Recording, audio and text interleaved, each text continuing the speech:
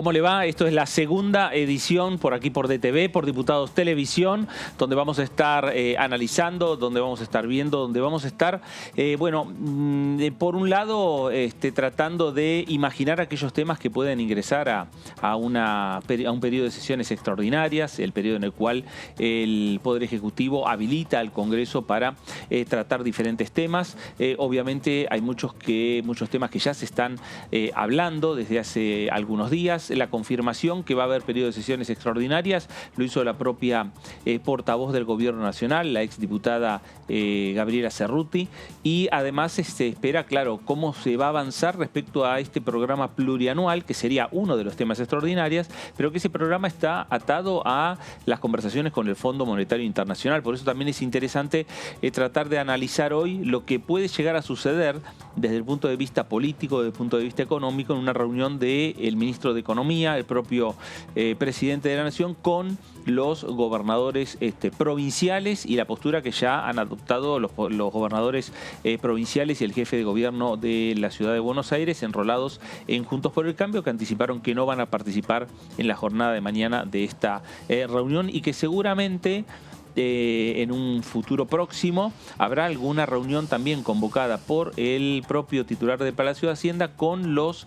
referentes y líderes parlamentarios para también analizar en qué punto están las conversaciones con el Fondo Monetario Internacional. De todo esto vamos a estar hablando en las próximas 2 horas en esta segunda edición por aquí por Diputados Televisión. Señora Laura Serra, ¿cómo le va? Hola Fer, ¿cómo estás? ¿Todo bien? Buenas tardes, todo muy bien, ¿vos? Bien, acá presuponiendo algunos temas. Sí, presupones mucho porque la verdad es que hoy por hoy no hay nada confirmado. No, claro. No está confirmado el llamado a convocatoria, el llamado a extraordinarias. Es lo que dijo en la última conferencia de prensa Gabriela Cerruti, exactamente, pero hasta ahora se viene demorando. Claro. Hasta ahora se viene demorando, no hay fecha confirmada, ¿no? No hay fecha confirmada, todo indicaría, y siempre potencial, que sería ya en la última semana de enero y si no febrero, con lo que eso conlleva, ¿no? Es apenas un mes para tratar distintos temas, así que habrá que ver si finalmente se lo convoca al Congreso para debatir y qué temas eventualmente va a estar incluido en la agenda. Por ahora no hay confirmación oficial, todo indicaría que los primeros movimientos recién se verían a fines de este mes. Bueno, veremos a ver qué es lo que ocurre. Daniela Mosetti, ¿cómo le va? ¿Qué tal? ¿Cómo les va a ustedes? Muy bien. Bueno, sí, a la expectativa. Me recordaba lo que había sucedido en la convocatoria del año pasado, extraordinarias. Hubo un primer listado y después el Ejecutivo, conforme fueron las negociaciones y apareciendo los temas, hubo un segundo decreto con ampliando los temas. Claro, que habían quedado como más de 30 temas, que realmente parecía mucho para, como dice Laura, muy poco tiempo por ahí para un trabajo en comisiones, pero era como para tener un menú variado y después de ahí se iban surtiendo las reuniones de comisión. Y lo que nunca había entrado en este momento fue la convocatoria para tratar el proyecto de ley de biocombustibles. Exacto. Que parecía que iba a ser el tema principal y central. El tema principal, un caso que también como tuvimos este año, avance a full en el Senado, mucho consenso, y acá quedó esperando, creo que fue en mayo finalmente que tuvo la aprobación definitiva. Claro. Bueno, veremos. Y también cuánto incide o no la posibilidad de avanzar en conversaciones con los gobernadores, de avanzar con los referentes parlamentarios, si es que se da finalmente esa reunión, porque Juntos por el Cambio dijo, argumentando de por qué no van a ir mañana, ¿no?, a la reunión de los gobernadores, que el debate o las reuniones naturales tienen que darse en el ámbito natural, que es el Congreso de la Nación. Sí, efectivamente, fue un llamado que hizo el ministro de Hacienda, el ministro de Economía, Martín Guzmán, en un primer momento a gobernadores de todo el abanico político, a sindicalistas y a empresarios para mañana. Bueno, ayer los mandatarios de Juntos por el Cambio, junto con Juan Schiaretti, el gobernador de Córdoba, anticiparon que no participarían de la reunión. Schiaretti excusándose en cuestiones de agenda, los mandatarios de Juntos por el Cambio diciéndolo lisa y llanamente, esto va a ser un acto político. El ámbito, como bien decías, Fer, el ámbito natural donde se tienen que debatir este tipo de cuestiones es el Congreso, y no lo decimos ahora, ya lo habíamos dicho antes, cuando se estaba, digamos, avanzando las negociaciones y se les preguntaba a los líderes de Juntos por el Cambio cuál iba a ser la actitud del principal espacio opositor, al unísono todos respondían, bueno, ese es un tema que tiene que discutir el Congreso. Ya lo venían diciendo ya desde la campaña electoral. Con lo cual no se apartaron del libreto, siguieron manteniendo ese eje, pero también con la sospecha de que el oficialismo lo que pretendía hacer mañana era justamente sacar una foto o exhibir una foto ante los interlocutores del Fondo Monetario Internacional para justamente demostrar que no hay grieta a la hora de discutir el refinanciamiento de la deuda con el fondo. Esa foto que Guzmán necesita mostrar cuanto antes.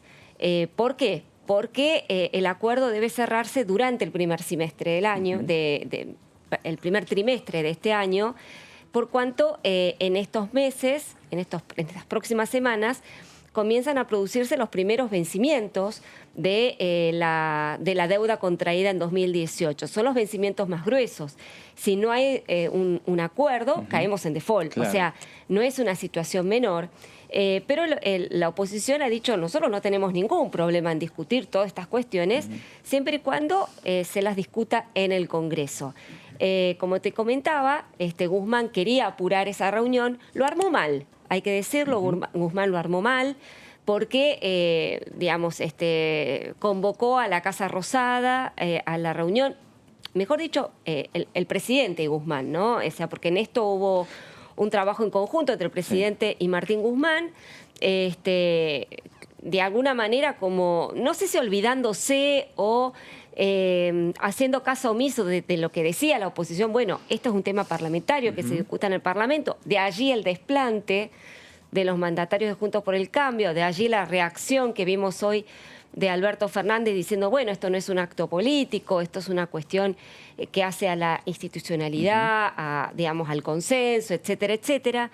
De allí a que, bueno, justamente surgiera todavía no está confirmada, la posibilidad de que hubiese una segunda reunión con los líderes parlamentarios de Juntos por el Cambio en los próximos días. No hay fecha y no hay reunión confirmada por ahora.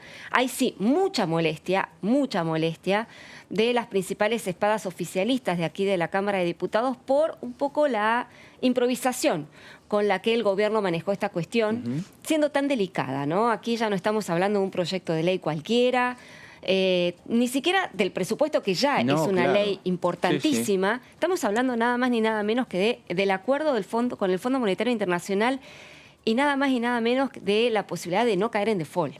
Con lo cual, las cosas ya no están arrancando bien para la envergadura que tiene esta cuestión, claro. ¿no es cierto? Y además, lo que se espera, o por lo menos esperan los gobernadores y esperan también los referentes del Congreso, si se confirma en el futuro próximo alguna reunión, esperan saber en qué punto están esas conversaciones entre el Gobierno Nacional, entre la República Argentina y el Fondo Monetario Internacional.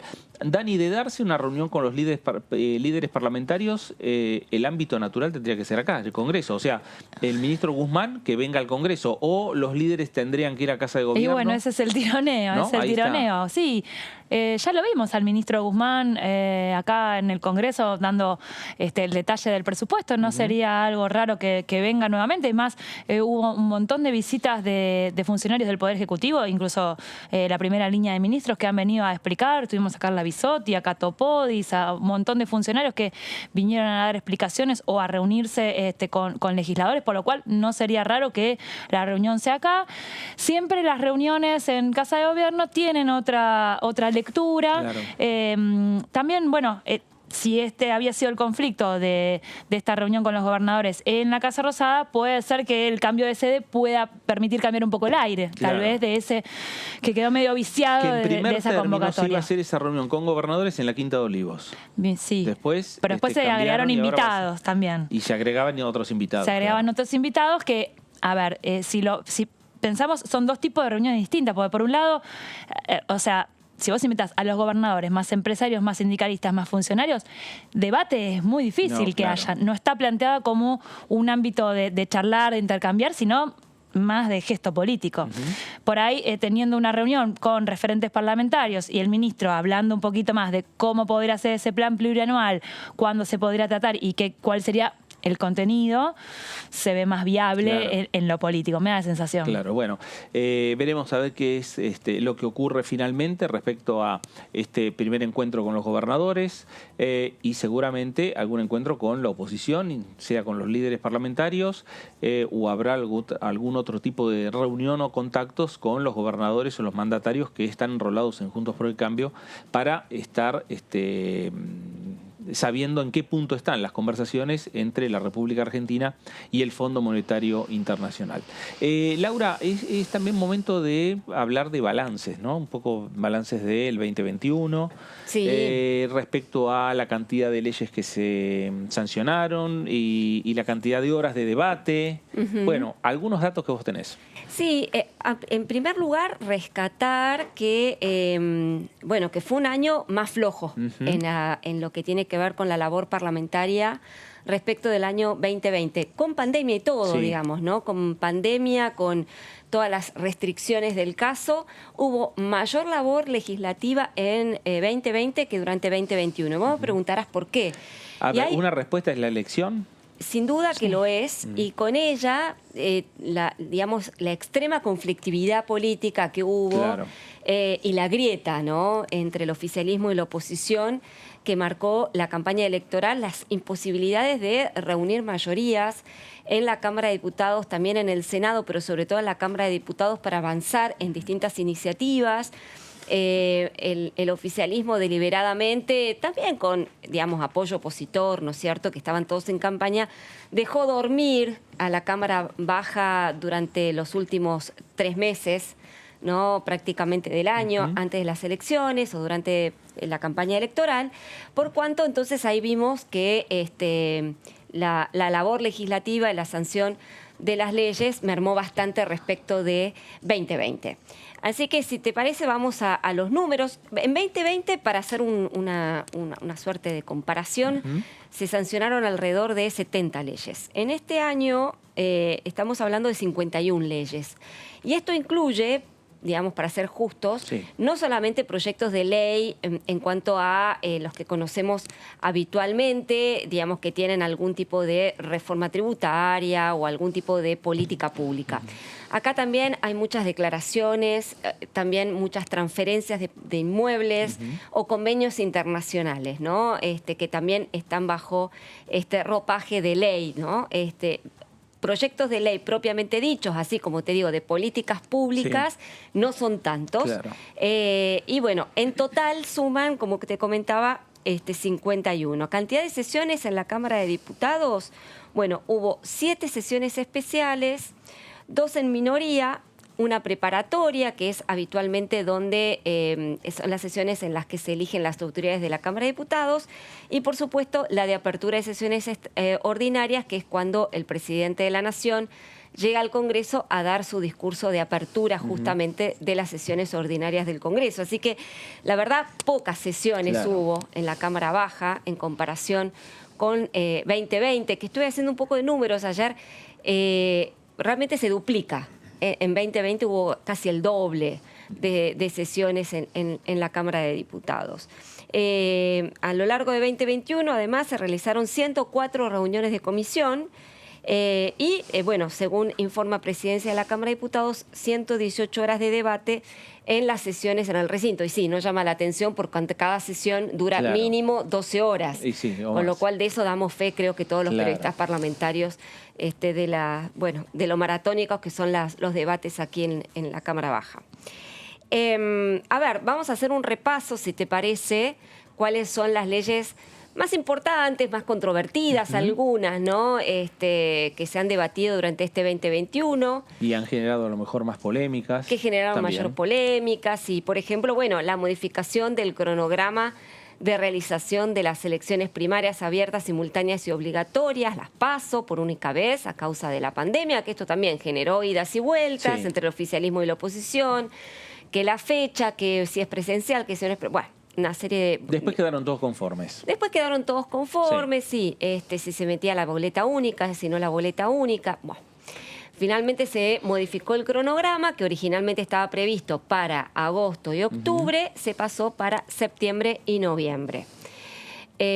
Bueno, también otro proyecto en la cual hubo bastante conflicto, la suba del mínimo no imponible del impuesto a los bienes personales, un proyecto de ley que venía del Senado, aquí se lo modificó, en la cual se incluyeron algunas subas de alícuotas, sobre todo para aquellos que tienen mayor patrimonio, volvió al Senado y con lo justito, digamos así, con el palo pegándole en el poste, finalmente se aprobó la ley. Seguimos entonces la modificación del impuesto a las ganancias. Esto también no generó tanto debate, pero sí fue bastante esperada esta iniciativa porque eleva el mínimo no imponible a 150.000 pesos del salario bruto. Después esto fue modificado por decreto, se subió todavía más.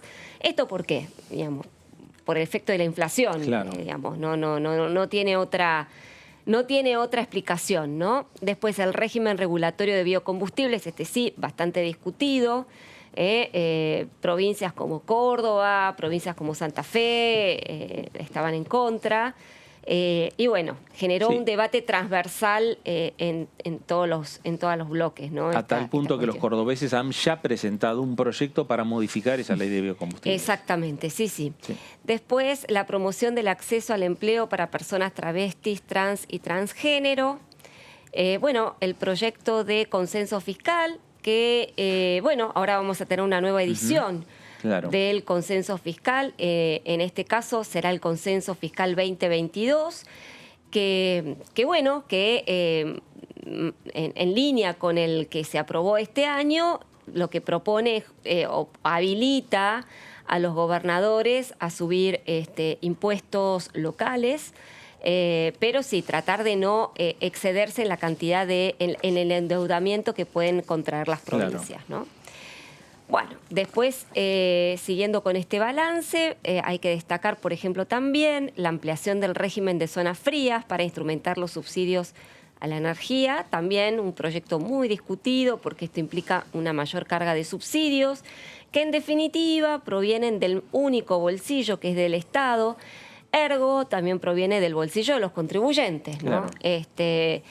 Y digamos, como coletazo de esta discusión, ahora se vienen aquellos diputados y senadores que proponen un régimen de zonas cálidas, ¿no? Creo que con bastante razón, cuanto si subsidias a la gente que vive en las zonas frías para, digamos, preservarlos de las temporadas más bajas del invierno, bien se podría subsidiar con ese mismo criterio a las zonas cálidas. Que esa idea ya lo presentaron. Lo que pasa es que ese proyecto lo mandaron de zonas cálidas, se lo mandaron a las zonas frías. Y ahí está. Pero bueno, digamos, ¿no? Una vez que empezás a tirar una piedra, tenés que habilitar, o por lo menos la discusión se abre mucho más. Después tenemos el fortalecimiento fiscal para los pequeños contribuyentes. Es el famoso monotributo por el cual se actualizaron las distintas escalas respecto de 2020 y se condonaron las deudas acumuladas entre enero y junio del año pasado. Así que estas son las iniciativas más relevantes, creo. Muchas tienen que ver con lo tributario. Y muchas, lamentablemente, tienen que ver con el efecto de la inflación en lo tributario, ¿no? Porque no son, alivios, no son iniciativas de alivio fiscal porque sí, sino por cómo la inflación ha ido horadando a los salarios, a los bolsillos de los trabajadores, y cómo el Estado, de alguna manera, trata de recomponer el poder adquisitivo, que siempre están por detrás de la inflación, lamentablemente. ¿Qué es lo que pasó con el caso de bienes personales? ¿Qué es lo que pasó con bienes personales, ganancias también? O sea, es un tema que mientras no baje la inflación y se mantenga en estos niveles tan altos, estas van a ser iniciativas que vamos a ver recurrentmente en discusión en la Cámara. Incluso lo de ganancias, después hubo un decreto posterior del presidente, O sea, en el transcurso del mismo año no fue suficiente lo que votó el Congreso, y otra vez ganancias volvió a ser el punto de discordia ahí en la ley de bienes personales también, que se incorporó ese articulito que generó gran cortocircuito. Pero el problema está planteado porque en el mismo proyecto se habilita un artículo donde dice que se va a actualizar según el índice del IPC, o sea, el índice de inflación.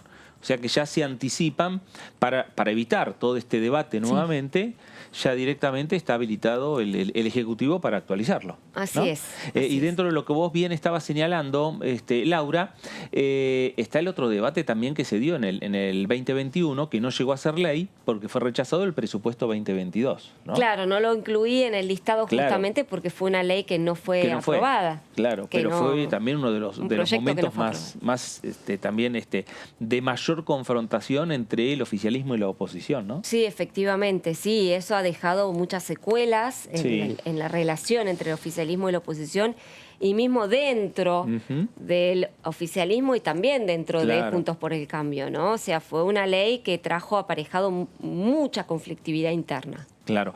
Ahí Laura nos planteaba uno de los temas que se aprobó, el consenso fiscal, y ahora vamos por el consenso fiscal 2022, Dani. Exactamente, desde 2017 se está firmando este acuerdo entre el Poder Ejecutivo Nacional y las representaciones provinciales con los gobernadores sobre, bueno, había arrancado con Mauricio Macri a ver cómo se reestructuraban los impuestos, si había alguna posibilidad de ir bajándolos gradualmente con una mirada ya en el mediano y largo plazo.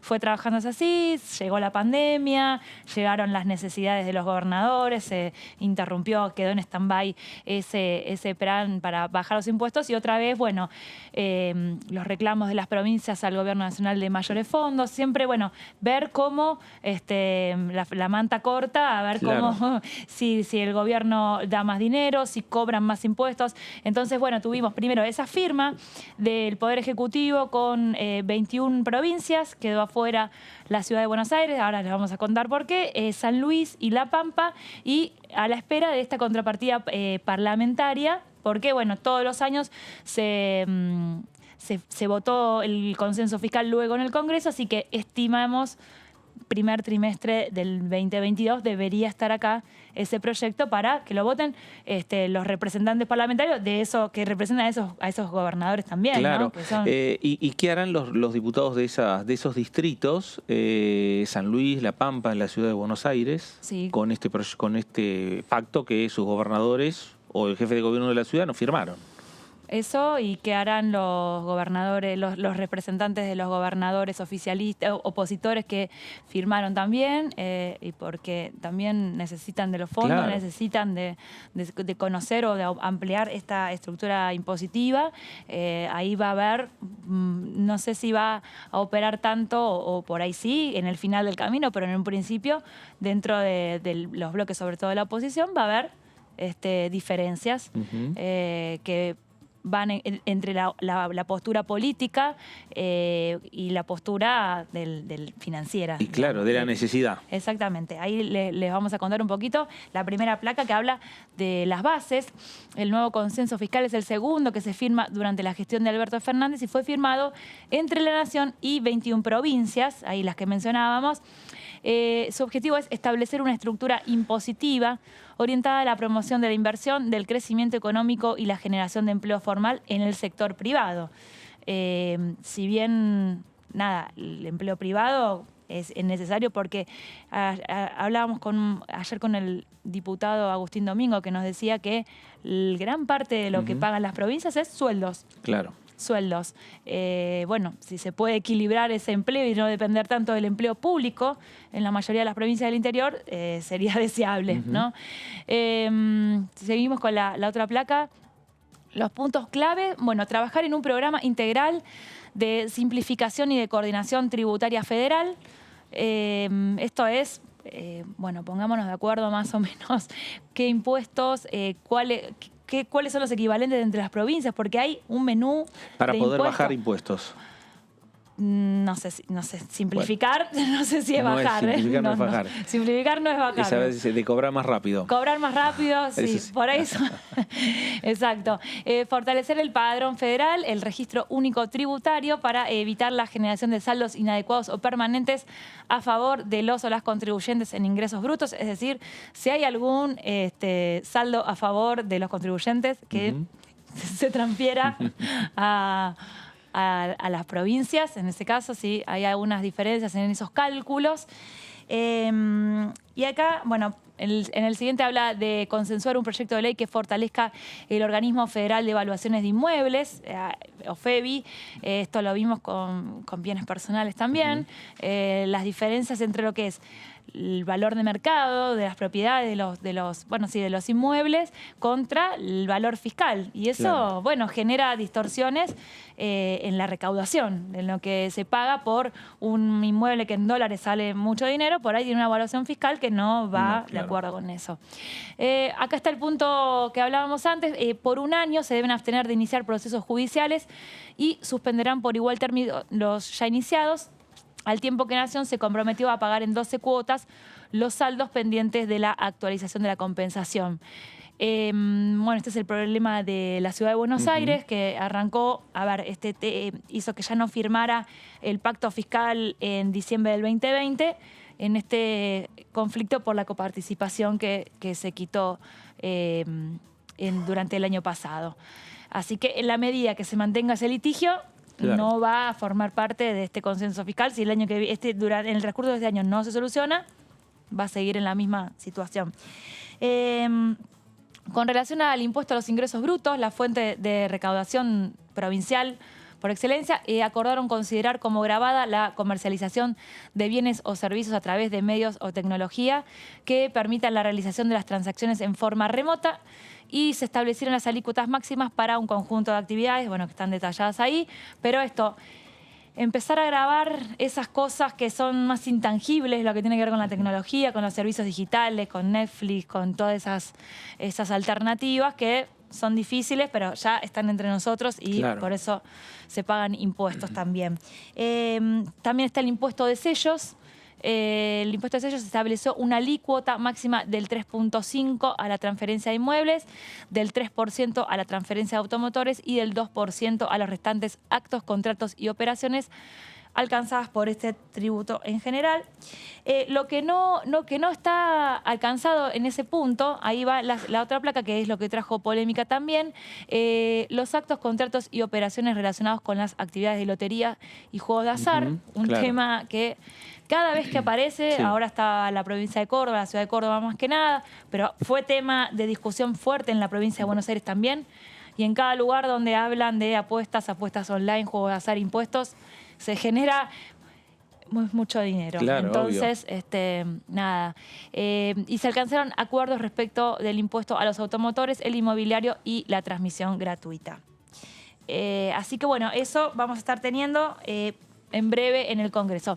Las provincias, esto también es un punto importante, se comprometieron a aplicar el criterio de endeudamiento responsable, por lo cual, primero, no solo podrán incrementar la deuda en moneda extranjera en líneas de financiamiento con organismos bilaterales o multilaterales de crédito por desembolsos pendientes. Es decir, solo se van a poder endeudar en dólares, sí, si eso ya lo tenían previsto, si estaba ya pactado previamente. No va a haber posibilidad de que vuelvan a tomar créditos nuevos en dólares. Claro, nuevo endeudamiento no.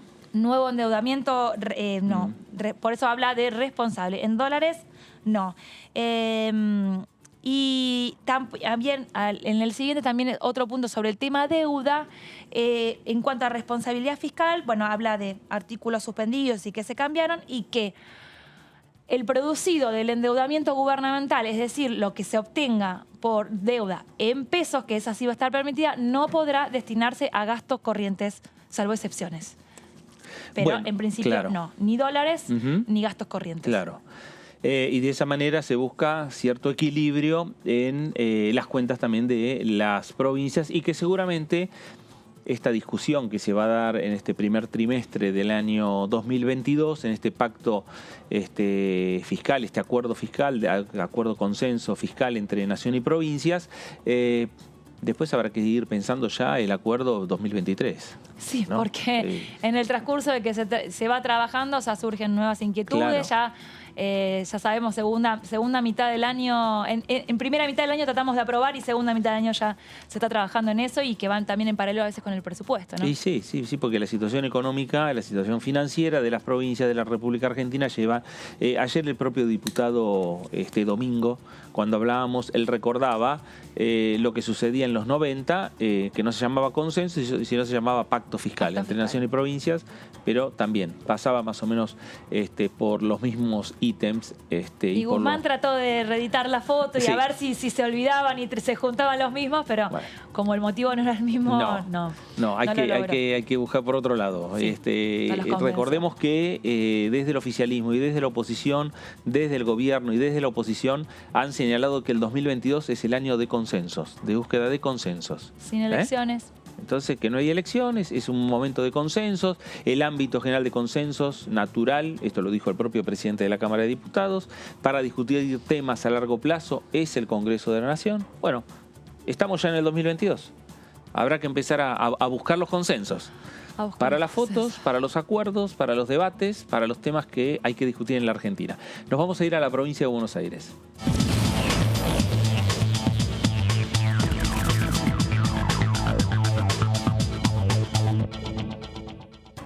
Diputado Lisandro Bormioli, ¿cómo le va? Fernando Fraquili saluda.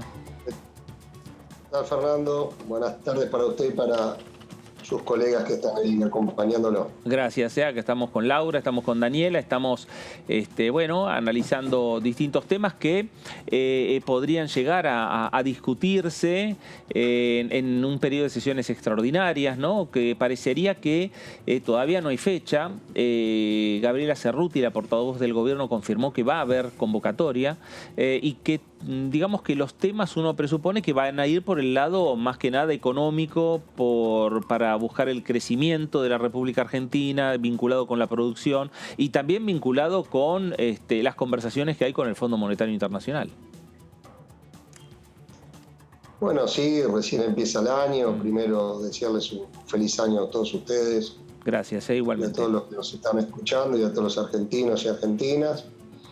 Y yo creo que en el marco de las sesiones extraordinarias que convocó nuestro gobierno, seguramente vamos a tener sesiones, no sé si ya en esta próxima semana, pero seguramente en el transcurso del periodo de sesiones extraordinarias vamos a sesionar para poder tratar temas, imagino que son fundamentales y necesarios, sobre todo de cara a lo que usted estaba diciendo, que es la posibilidad de avanzar en un acuerdo con el Fondo Monetario, pero un acuerdo que no signifique que la Argentina resigne crecimiento económico, resigne las cuestiones que tenemos pendientes, ¿no? El incremento del salario, la posibilidad de incrementar el poder adquisitivo de nuestros trabajadores, de nuestra clase media. Así que en ese sentido yo creo que vamos a tener, esperemos que así sea por el bien de todos en las próximas semanas las sesiones, ¿no? Claro, Lisandro, si Argentina no crece, no puede pagar, no puede asumir, digamos, compromisos. Bueno, si Argentina no crece, crecer no es lo mismo que desarrollarse, ¿no? Yo me gusta más hablar de desarrollo, porque el desarrollo contempla otras variantes, otras variables.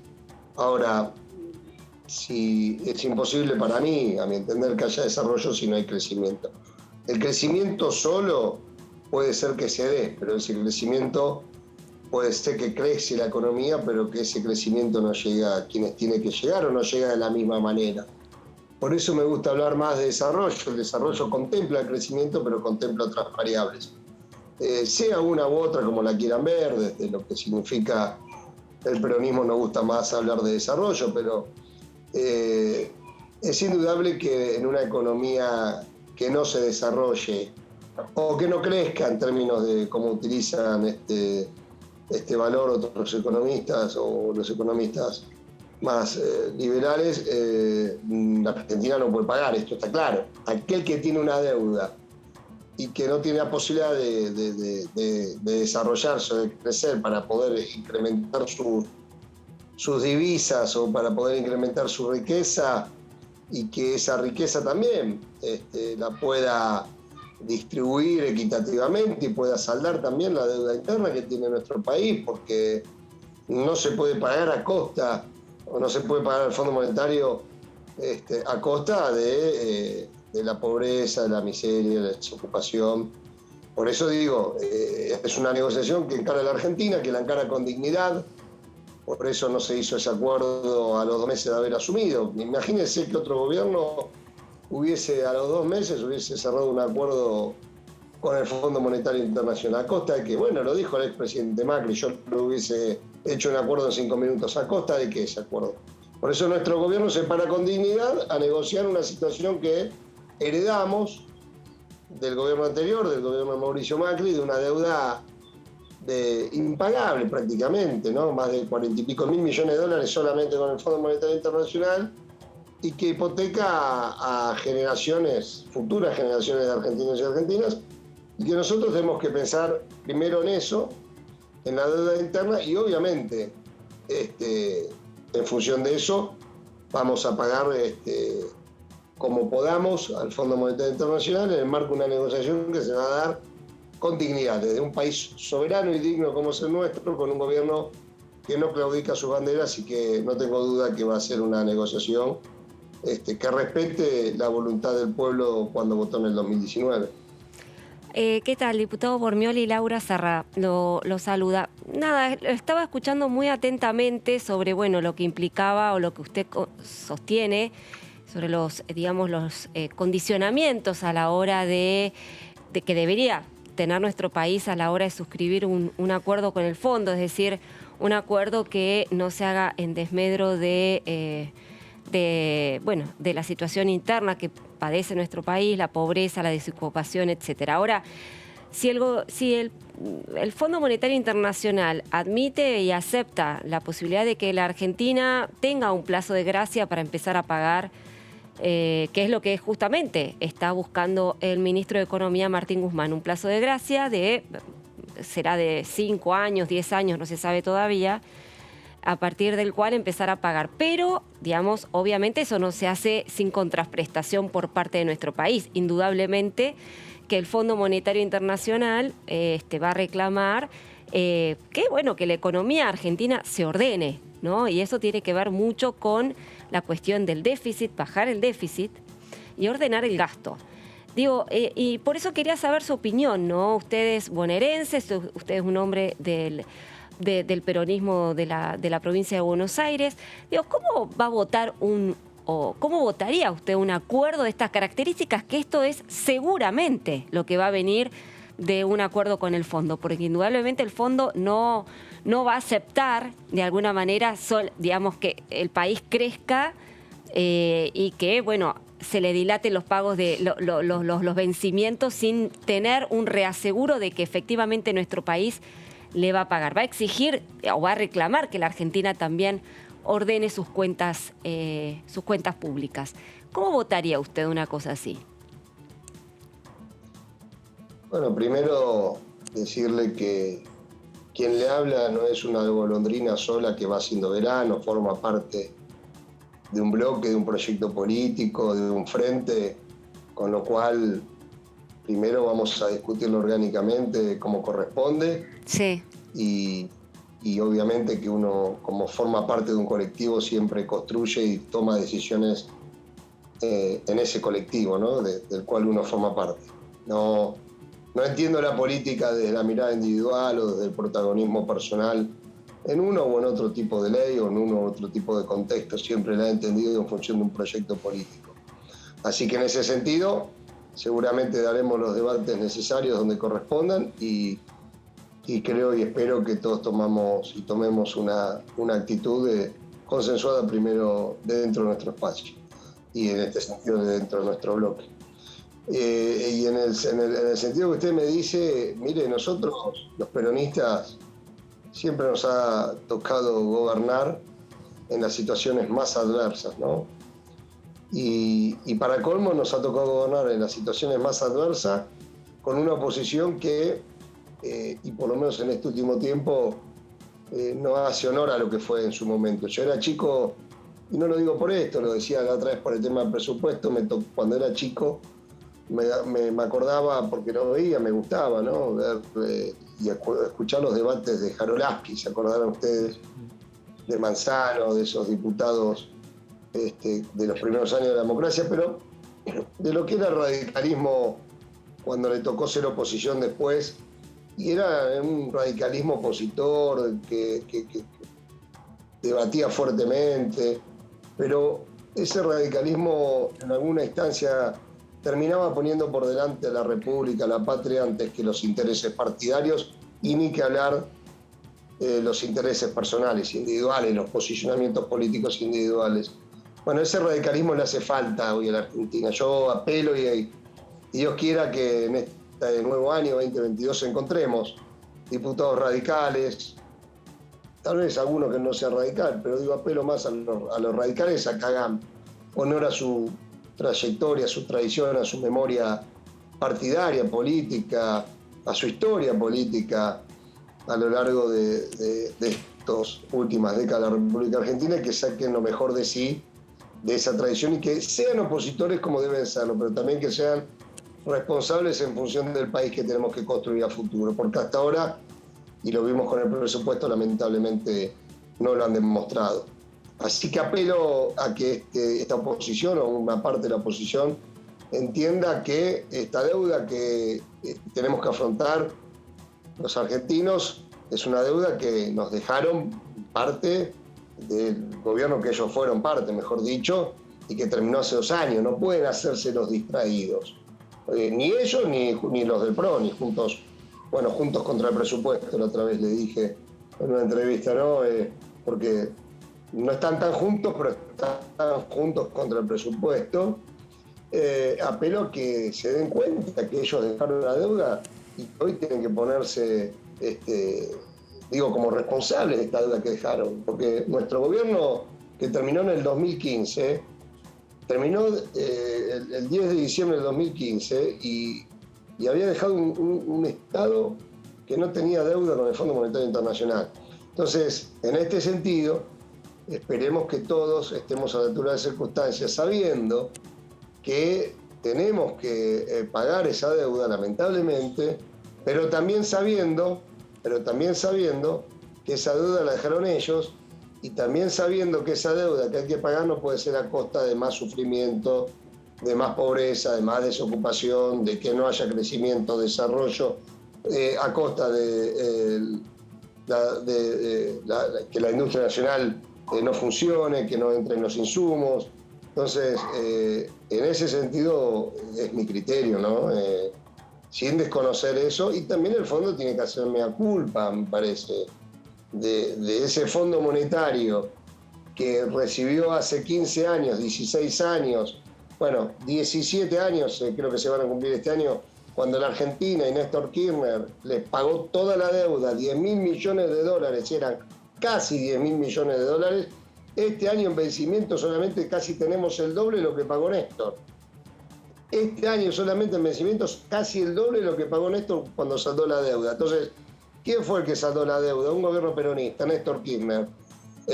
No tengan miedo a los gobiernos peronistas, porque nos terminamos haciendo cargo de los desastres que dejan otros, pero también nos hacemos cargo siempre de que los que más sufren no sigan sufriendo como sufrían, de los que menos tienen tengan más cerca al Estado para paliar sus necesidades y para poder sacar a Argentina adelante, y esto no lo vamos a resignar. Diputado, ¿qué tal? Buenas tardes. Daniela Mosetic lo saluda. A ver, la referencia que hace a los radicales tiene que ver con el tema del presupuesto y todo la discordia que hubo sobre ese tema, pero también podemos hablar de esta convocatoria de Martín Guzmán a los gobernadores para hablar sobre los avances de la negociación con el FMI y la negativa de concurrir. ¿Cree que hay alguna resolución, alguna posible negociación, por ejemplo, hacerlo acá en el Congreso? ¿Cree que tiene que ver más con una postura mediática opositora? Yo lo que creo que ellos están juntos después de la elección. Un escenario hubiese sido que ellos perdieran la elección. Si ellos perdían la elección, esto es una opinión mía, me hago cargo. Yo hoy los veía totalmente divididos y separados. al ganar la elección a nivel nacional, en la provincia fue un empate y por eso no festejaron como ellos prevían que iban a festejar en la general. Eso lo que hizo es los mantiene juntos, pero con grandes divergencias hacia adentro. Lo hemos visto en las sesiones del Congreso. Pero cuando ellos ven que pueden poner una piedra en el camino a nuestro gobierno, se juntan, como hicieron juntos contra el presupuesto. Ahora, en esta... Y se juntan, vuelvo a decirlo, sin hacerse cargo de lo que dejaron hace 2 años. 2 años. En 4 años destruyeron lo que se había construido en 15 y no se hacen cargo 2 años después de que este problema que nos dejaron, esta bomba que hay que desactivar, son responsables ellos. Yo lo digo, ojo, con esto no tiro toda la responsabilidad porque tampoco me gusta corrernos de la responsabilidad de otros temas. No corro toda la responsabilidad de todos los males de la Argentina. No digo todos los males de la Argentina, no, pero este tema en particular, que es predominante y que domina muchos otros temas, este tema es responsabilidad de ellos, de Juntos por el Cambio, Juntos contra el Presupuesto, que se hagan cargo de esto, porque lo dejaron ellos. Entonces, no se pueden hacerlo distraídos, ni con esto, ni con cuando nos llama el ministro de Economía para sentarse a charlar, porque después son ellos los que dicen y pregonan que hay que dialogar, que hay que consensuar, que hay que hacer funcionar las instituciones de la República, como el Congreso Nacional. Ahora, la realidad es que lo que dicen no condice con lo que pasa en los hechos. A la hora de la verdad, o no te dan quórum, o no van a la reunión con el ministro, o no quieren, o te votan en contra, o no ponen ideas superadoras. Entonces, ¿qué pasa? Están unidos y juntos porque ellos creen que de esta forma especulativa de entender la actividad política y de meter piedras en el camino, nos van a doblegar dentro de 2 años y nos van a ganar la elección. Bueno, están confundidos, la verdad, que si piensan que la actividad política es esto, que si piensan que el funcionamiento de las instituciones de la democracia y la república son estas, me parece que están cometiendo un error y lo van a pagar en el 2023 en las urnas. Duele mucho, por eso digo, de algunos uno no espera nada, porque no tienen tradición histórica, no tienen tradición partidaria, política.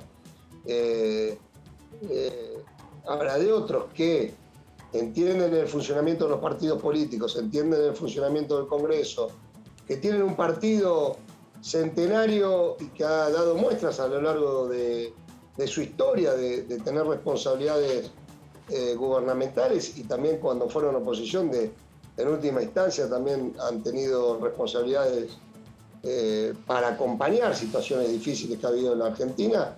La verdad que da mucha pena que hasta ahora no haya aparecido ese radicalismo con el que soñaron y construyeron, ¿no? Alem, Irigoyen y tantos otros y otras, el mismo Raúl Alfonsín.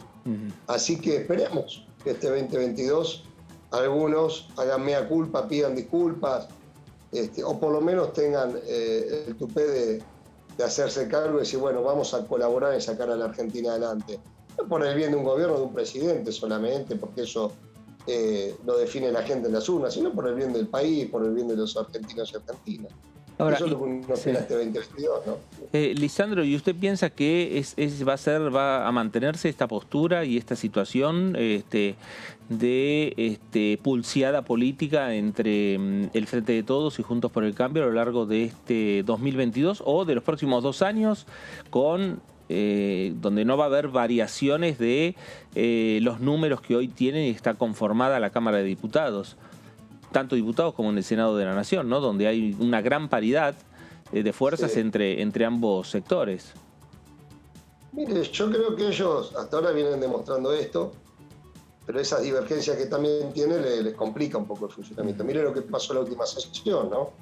De viaje algunos, otros ya lo tenían previsto, por eso se fue casi. Bueno, nuestro espacio logró el apoyo de otras fuerzas políticas en función del bien común y logró en la última sesión del año sancionar la ley. Yo creo que va a ser obviamente un año en este sentido de mucho diálogo, mucho consenso, pero también los veo a ellos que les va a costar conseguir la unidad para cada votación.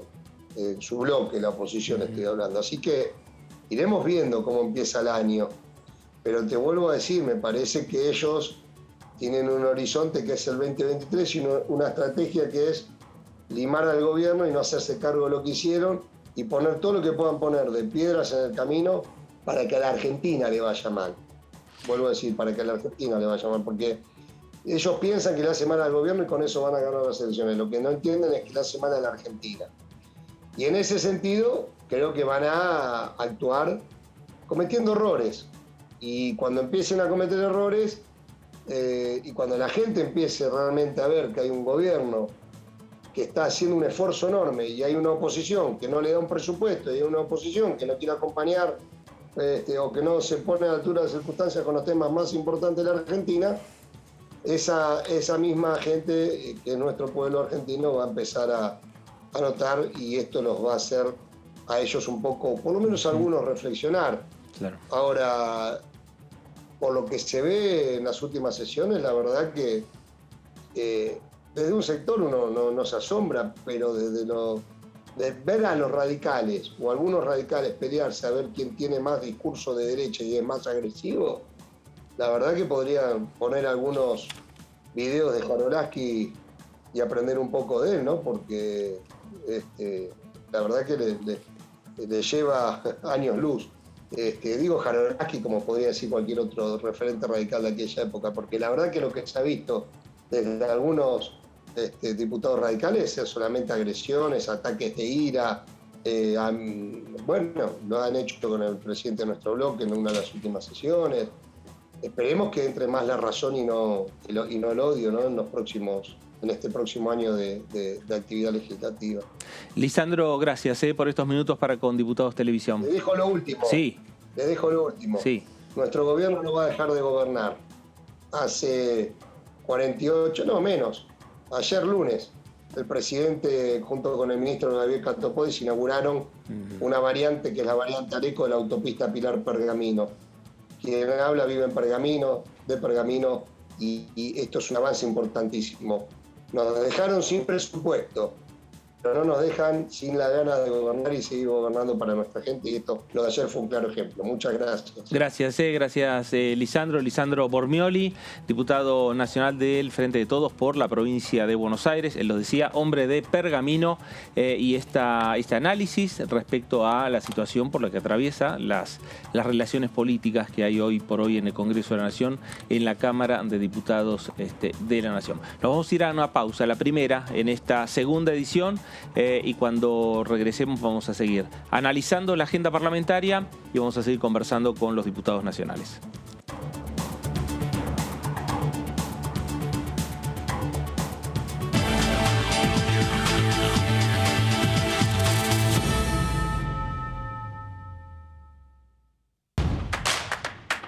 Información.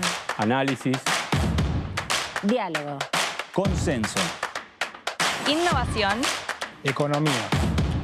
Ambiente. Tecnología. Federalismo. Pluralidad. Oficialismo. Oposición. Todo lo que sucede en el Congreso. Te lo contamos nosotros. Porque somos tu voz en el Congreso. DTV, el periodismo en el Congreso. Avanza la danza que entreteje tus sueños y los míos y los de tanta gente, los que dieron su vida pero aún están presentes, y los que aquí seguimos con uñas y con dientes.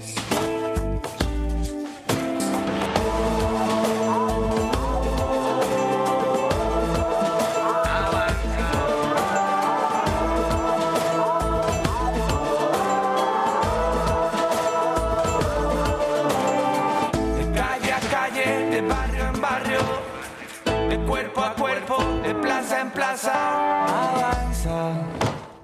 Si tú también lo sientes, lo sientes.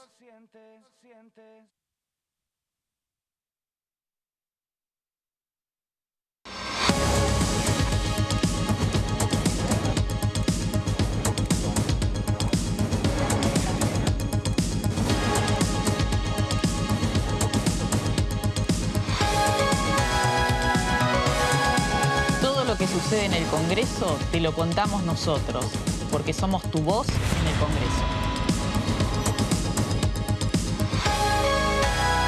DTV, el periodismo del Congreso. Estamos vacunando. Cuidémonos más que nunca. Para evitar que la enfermedad se propague, es importante que utilices correctamente el barbijo cuando te encontrás con otras personas. Chequea que tenga 2 o 3 capas de tela. Úsalo siempre y cubriendo el mentón, la boca y la nariz.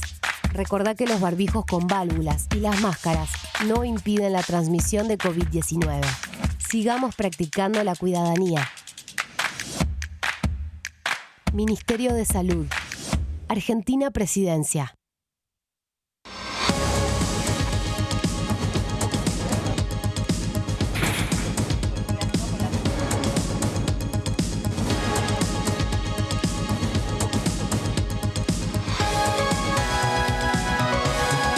Todo lo que sucede en el Congreso te lo contamos nosotros, porque somos tu voz en el Congreso.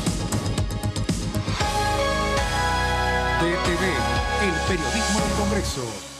Con el Plan Básico Universal, siendo beneficiario o beneficiaria, podés acceder a planes económicos y accesibles de telefonía fija, telefonía móvil, televisión por cable e internet en todo el país. Solo tenés que llamar a tu empresa proveedora de servicios. Exigilo, es tu derecho. Más conectados, más cerca. Conoce más en argentina.gov.ar/Plan Básico Universal. ¿Qué diferencia hay entre la Cámara de Diputados y la Cámara de Senadores? La Cámara de Diputados representa al pueblo de la nación argentina. Esto significa que las provincias más grandes y con mayor cantidad de habitantes tienen muchos más diputados que las provincias más pequeñas. La manera de establecer las cantidades es proporcional. La Cámara de Senadores representa a las provincias. Cada provincia envía 3 senadores al Congreso Nacional.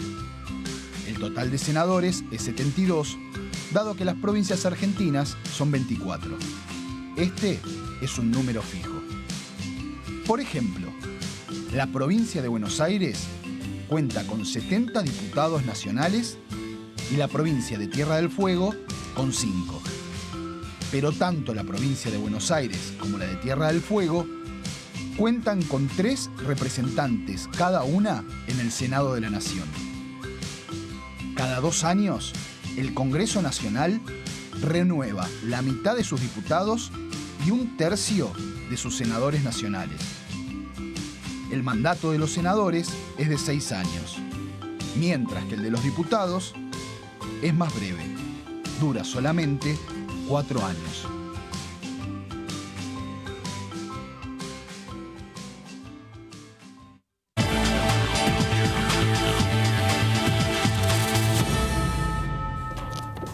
Muy bien, regresamos aquí a esta segunda edición por DTV, por Diputados Televisión, y ya nos acompaña, saludamos y le damos una bienvenida a Rodolfo Tailade, diputado nacional del Frente de Todos. Rodolfo, ¿cómo le va? Muy bien, buenas tardes. Año, bueno, Rodolfo, a ver, especulaciones respecto a temas de extraordinarias, los temas económicos. Hablando no solo de temas económicos, el Consejo de la Magistratura dice, le pidió al Ejecutivo, le pide también al Congreso, al Senado, a la Cámara de Diputados, que también se incluya el tema, una reforma al Consejo de la Magistratura para, bueno, en parte a partir de lo resuelto por la Corte Suprema. Exacto. El Consejo está pidiendo al Congreso, el Consejo de la Magistratura está pidiendo al Congreso argentino el tratamiento de una ley. Ahora, lo hace en función de un fallo de la Corte Suprema, un fallo absolutamente irresponsable de la Corte, en donde no solamente le da órdenes y plazos al Congreso Nacional, sino que además pone en vigencia una ley derogada por el Congreso. La verdad que es todo irregular lo que pasa en ese fallo. La explicación más sencilla tiene que ver con que la Corte, con ese fallo, pretende volver a tener el control del Consejo de la Magistratura que tenía hasta antes de la reforma del 2006, y por lo tanto el control total de la caja del Consejo de la Magistratura. No olvidemos que el Poder Judicial maneja alrededor de 150.000 millones de pesos de presupuesto anual y la Corte alrededor de 20.000. Ahí hay una explicación. La administración de esos recursos lo tenía exclusivamente la Corte hasta 2006. Entonces quieren volver con eso. Y en función de esos objetivos disparan una serie de medidas imposibles de cumplir, que muestran no solamente una irresponsabilidad, sino un desconocimiento de las cosas. Por eso hoy los colegios de abogados o las organizaciones que nuclean a los abogados, las universidades están diciendo que de ninguna manera pueden cumplir con el cronograma o el plazo que previó la Corte para proponer los nuevos miembros en el Consejo. El gobierno hizo su parte, envió al Senado de la Nación un proyecto de ley que tiene que ver con modificar la situación actual. Probablemente si habilita extraordinarias ese tema esté, digo yo, me imagino, por el apuro que hay en general, pero que se olvide la Corte de que acá este plazo que puso puede ser cumplido por alguno. Me parece ¿Qué pasa que de si no ninguna se manera. cumple? Si llegamos a abril y no se llega a una aprobación de un proyecto alternativo, ¿qué pasa? La Corte mismo dice que si el Consejo en 120 días, encima pone 120 días corridos. Para los abogados sabemos que hay una diferencia enorme entre corridos y hábiles. Mediados de abril es esto para tener. Esto es exacto. Mediados de abril. La propia Corte dice que si a mediados de abril no está integrado el Consejo en los términos en que lo estableció en el fallo, es decir, con los 20 miembros de la ley anterior, el Consejo no puede funcionar, ninguna resolución que tome es válida, por lo tanto va a haber una parálisis absoluta del Poder Judicial, que no solamente tiene que ver con los concursos, eventualmente con alguna investigación que esté llevando adelante la Comisión de Disciplina, tiene que ver fundamentalmente con el pago de los salarios, el manejo presupuestario. Eso es, me parece, lo más grave que puede dentro de esos pasar. 120 días está esta feria judicial, que ya come Además, 30. además, que en este caso, exactamente. por ahí, para ir adelantando trabajo interno o debates, porque sabemos que va a ser un debate seguramente con invitados, con personalidades o con opiniones, seguramente. Bueno, en este mes el Poder Judicial no está trabajando. Exactamente. Ahora, específicamente en el ámbito parlamentario, como decís vos, seguramente va a haber muchos invitados y va a ser no es una ley cualquiera, porque además no solamente que se trata de revisar un órgano que la Constitución creó, sino también hay mayorías especiales que la propia Constitución establece para eso. Es decir, no es una mayoría simple. Entonces, no es fácil la situación. Por otro lado, la paridad que hay en las dos cámaras y el posicionamiento que tiene de manera clara, Juntos por el Cambio, Cambiemos, Juntos, o no sé cómo se llaman, me parece que es bastante difícil que se cumpla con eso. Ya de por sí es un problema gigante intentar tener acuerdos con ellos. El Consejo de la Magistratura, que es un ámbito, es un órgano clave, todavía más difícil, porque además ellos apuestan a que continúe este estado de cosas. No les interesa ni modificar la justicia. Bueno, ya lo vimos que no acompañaron ninguna de las reformas.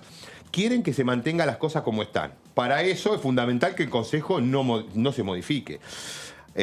La ley que envía el presidente a mí, digamos que no es la ley que más me gusta, pero en las condiciones actuales, con esta paridad, y teniendo en cuenta que el antecedente de esta ley que envía el gobierno es una ley que se presentó en 2016 con el aval de Germán Garabano y el gobierno de Macri, entonces yo considero que puede ser una ley posible. No es la mejor, pero es la ley posible. Ahora, ¿se puede generar un conflicto en torno a entre poderes, entre lo que dice la Corte, que le pone un plazo a ustedes, al Congreso, para que sancione una norma, y el Congreso le diga a la Corte, nosotros también tenemos nuestros plazos para debatir y nuestros tiempos para debatir un proyecto? La Corte se tomó 15 o 16 años en definir si era constitucional o no una ley sancionada en el 2006. Sí. Pero, Fernando, esto es como si nosotros mañana sacáramos un proyecto de resolución aprobado por la Cámara que le dé a la Corte 15 días para resolver X casos. Qué sé yo, Blaquier, que lo tuvo ahí durmiendo 4 años hasta que se convirtió en inimputable y ahora no lo pueden juzgar.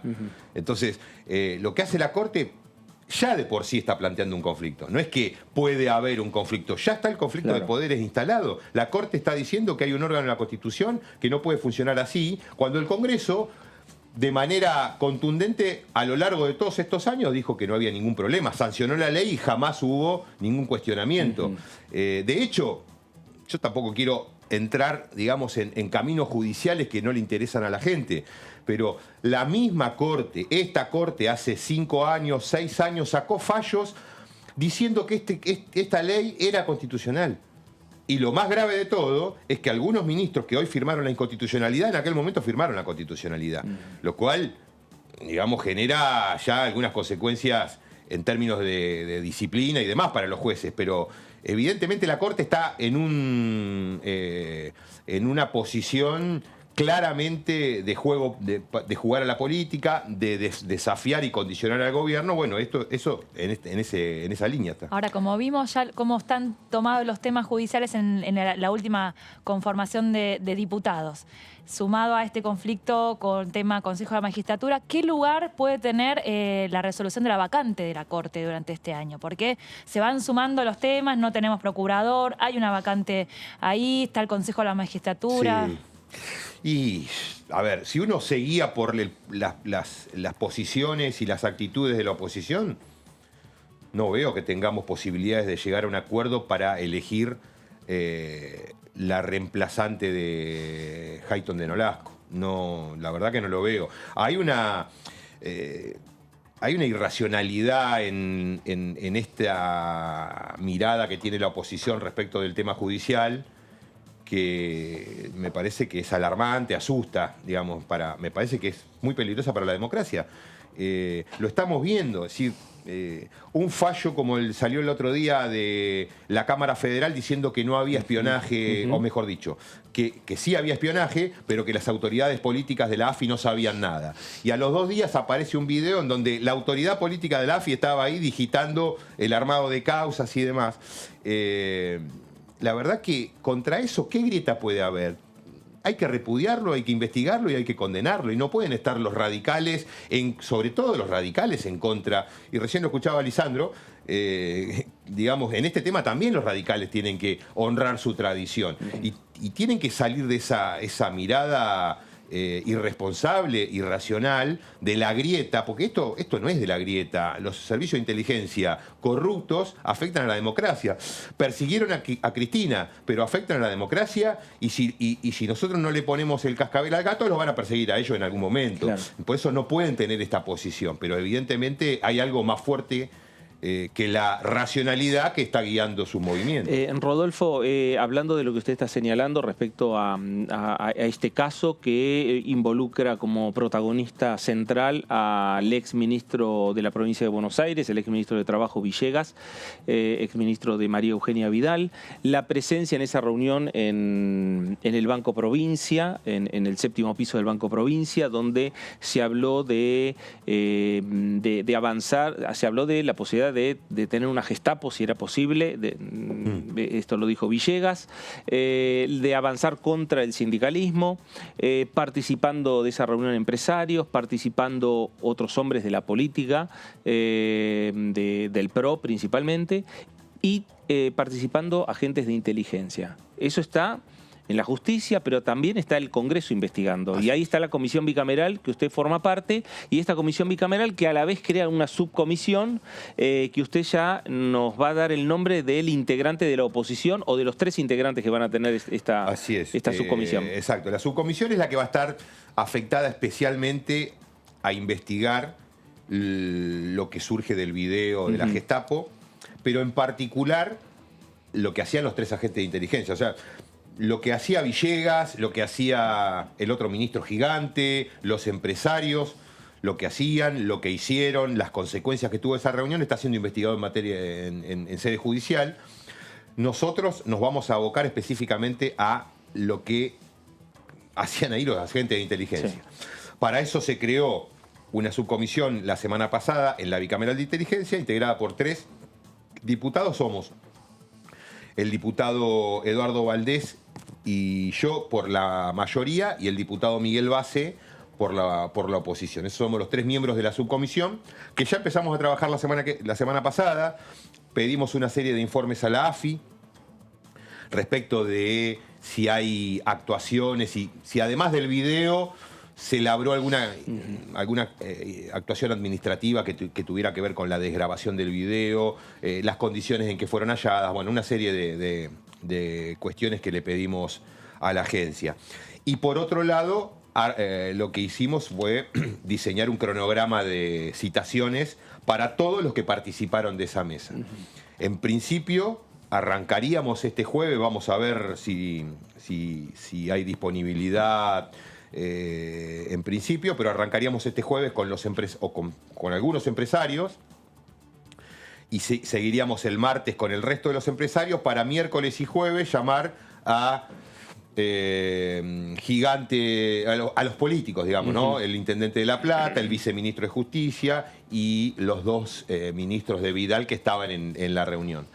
A todos, lo que nosotros nos interesa es saber qué hacían los agentes ahí, si los participantes de la reunión estaban informados de que eran agentes de inteligencia, si estaban informados de que estaban siendo grabados, todo lo que tenga que ver con nuestra, digamos, competencia, la bicameral, que es el seguimiento y la fiscalización de los organismos de inteligencia.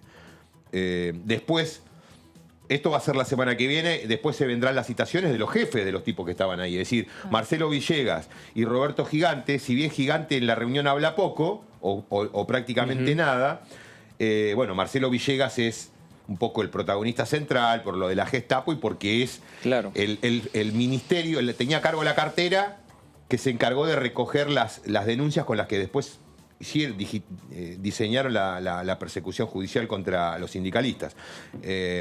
Digamos que después de esto, también la comisión convocó y va a fijar fecha para Federico Salvay, jefe de gabinete y por lo tanto jefe directo de los 2 ministros, y María Eugenia Vidal. Y luego al final la citación de Julio Contegrán, que me parece que es la figura más importante de todo esto, en términos operativos, es decir, si se estaba armando una estrategia judicial con causas preparadas, denuncias y demás, evidentemente, y aparte porque se menciona a lo largo de la reunión en varias oportunidades, el procurador de la provincia es el protagonista central de esa estrategia judicial y por lo tanto va a ser llamado también, por lo menos convocado por la comisión. Este cronograma de trabajo, una vez que tienen los testimonios o lo que sea con estos protagonistas, ¿cómo sigue? ¿Un informe? ¿Una denuncia? ¿Qué tienen? ¿Cómo lo Bueno, el mecanismo de trabajo de la bicameral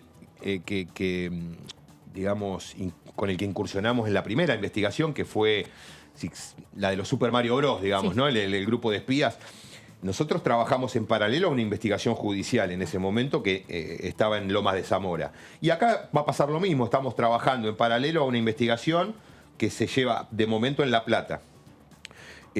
Nuestra tarea va a ser, por supuesto, arribar a conclusiones respecto de el funcionamiento de los servicios de inteligencia y en particular un dictamen respecto de los 3 agentes y eventualmente cuáles pueden ser los cursos de acción a seguir. En el caso, por ejemplo, de la investigación anterior, nosotros sacamos por mayoría un dictamen que calificó de Estado mafioso a esos 4 años de gobierno de Mauricio Macri y además de llenar de pruebas y de evidencias el resto de las investigaciones judiciales que había, le pedimos al Congreso que de alguna manera elabore o resuelva una resolución que cree una comisión investigadora general de lo que pasó, pues lo nuestro fue servicio de inteligencia, pero acá hubo jueces, fiscales, periodistas, empresarios, por supuesto políticos, funcionarios, que participaron de una trama mafiosa a lo largo de los 4 años. Y nosotros le planteamos al gobierno, al Congreso, que había que hacer una investigación más grande, más integral. Eso está sin resolver todavía, pero por ahí va a venir las conclusiones. Y nosotros no vamos a investigar la responsabilidad penal de nadie, sino que vamos a investigar responsabilidades políticas y funcionales en el ámbito de la AFI. En función de eso, le haremos recomendaciones tanto al Congreso como a la interventora, para que lo tengan en cuenta en distintas razones, entre ellas, eventualmente, la ley de inteligencia, la nueva ley de inteligencia que tenemos que, en algún momento, sobre la que tenemos que trabajar. Los citados por la comisión, por esta subcomisión que ya está trabajando, ¿tienen la obligatoriedad de concurrir o pueden no concurrir? Desde el punto de vista legal, ha habido casos en que, en la investigación anterior, en que se han presentado, para separar, los agentes de inteligencia tienen la obligación de concurrir, porque es la fiscalización legal de sus funciones, con lo cual, estén o no en actividad, tienen que concurrir. El resto, los civiles, digamos, ocurrió en la investigación anterior que por ahí se presentaban, dejaban un escrito porque estaban siendo investigados en sede judicial, entonces decían, mire, yo no quiero decir cosas acá que después me puedan venir en contra. Entonces dejaban un escrito y no querían responder preguntas. Acá, digamos, si bien no es compulsiva, a mí me parece que hay una responsabilidad ética en venir a explicar, porque además no los estamos investigando a ellos. Ellos demasiado lío van a tener con decirle a un juez y a un fiscal qué es lo que estaban haciendo ahí y si sabían de lo que estaban participando. Pero a mí no me interesa, la verdad, en términos estrictamente de mi función, no me interesa saber si Villegas es nazi, si armó la causa o no. Yo quiero saber qué hacían los 3 agentes. Por lo tanto, los empresarios me van a tener que decir, o nos van a tener que decir, si sabían, si eran agentes de inteligencia, si sabían que estaban siendo filmados, si las consecuencias que se plantean ahí se concretaron, una serie de cosas, pero que tienen que ver siempre desde nuestra mirada de lo que hacían los agentes y no el resto de los participantes. Bueno, respecto a estos temas y al trabajo de esta comisión bicameral sobre seguimiento, fiscalización de los servicios de inteligencia, hablaron algunos protagonistas de esta manera. A raíz del video es que además definimos la conformación de una subcomisión que en principio integran ya los legisladores Tailade y Valdés, y que la oposición debe proponer su representante, porque la labor por ley que tiene la comisión bicameral es de supervisión, de auditar la tarea que realizan los miembros de la comisión de la Agencia Federal de Inteligencia y las labores de inteligencia en general que se realizan en la Argentina.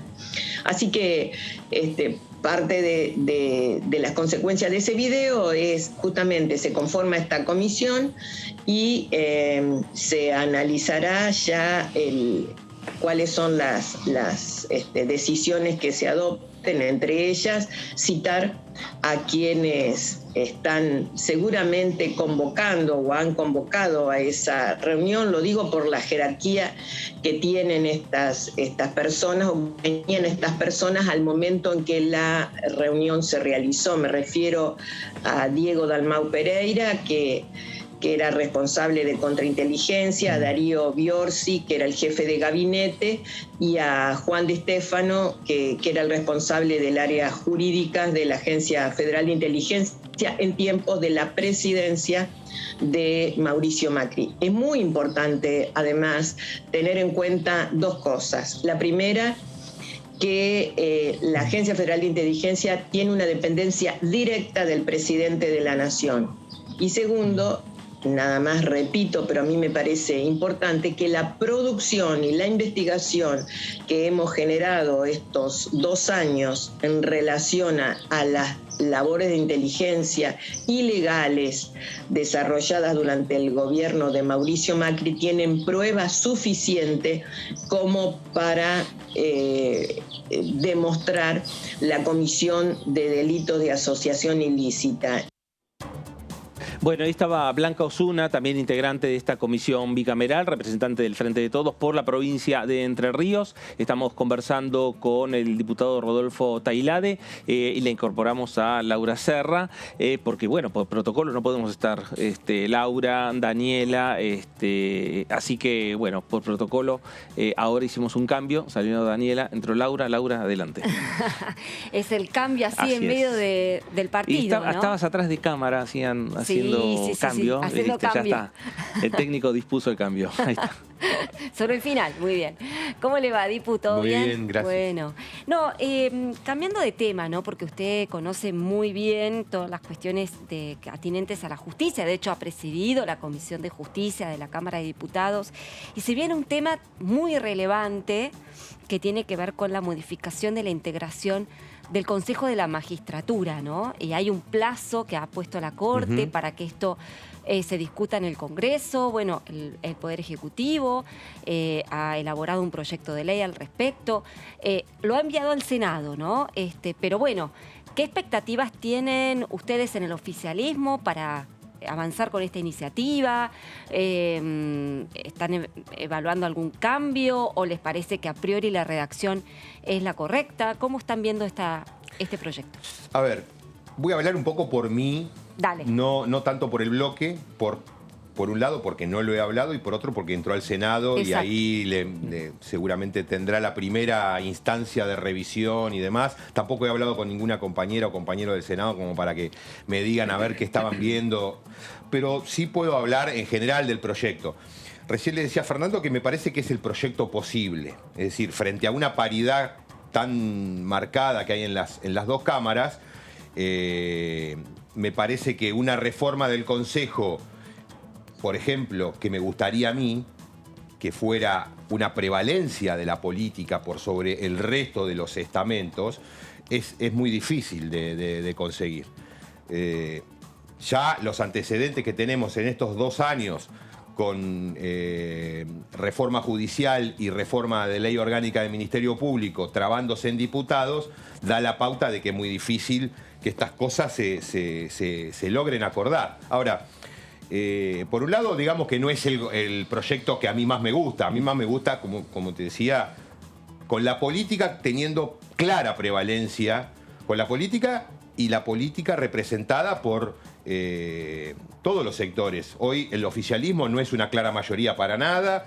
Entonces, desde esa perspectiva, entiendo que la política tiene que prevalecer en el Consejo. Ahora, evidentemente, el gobierno prefirió enviar una ley posible. ¿Por qué es una ley posible? Primero, porque esta ley es prácticamente un calco de la que presentó el gobierno de Macri en 2016.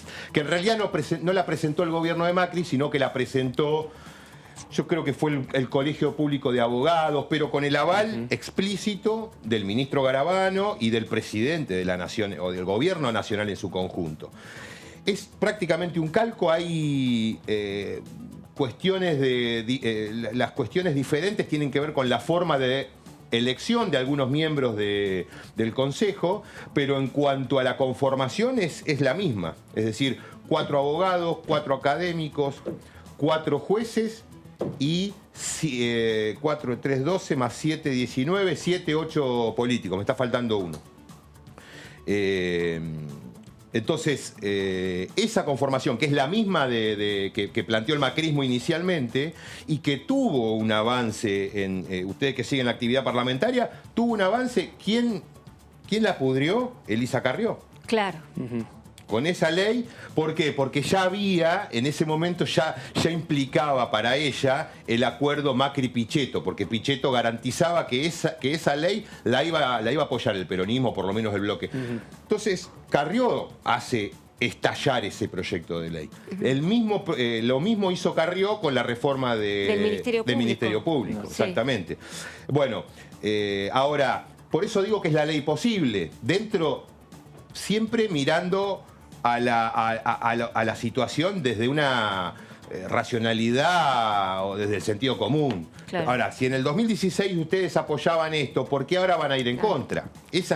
Por eso digo que es lo posible. Claro. Por otro lado, también no olvido que este proyecto que envió el gobierno también de alguna manera es impulsado por el comité consultivo, el consejo consultivo que armó Alberto para que lo asesore en algunas reformas judiciales. Sí, sí. Y ese consejo consultivo tenía algunas figuras que me parece la oposición no puede plantear como... De hecho, prácticamente ninguna, salvo Alberto Veraldi, si se quiere. Ponele, claro. Lo aprovecharon para ponerle comisión Veraldi, pero la verdad que Veraldi era uno de un montón de miembros, ninguno de los cuales podía decirse es kirchnerista, o por lo menos la gran mayoría. Y ese consejo sacó entre sus distintas conclusiones una respecto del Consejo de la Magistratura, proponiendo una reforma parecida o muy similar a la que está planteando el gobierno. Entonces, con estos argumentos, la verdad que tendríamos que tener una ley.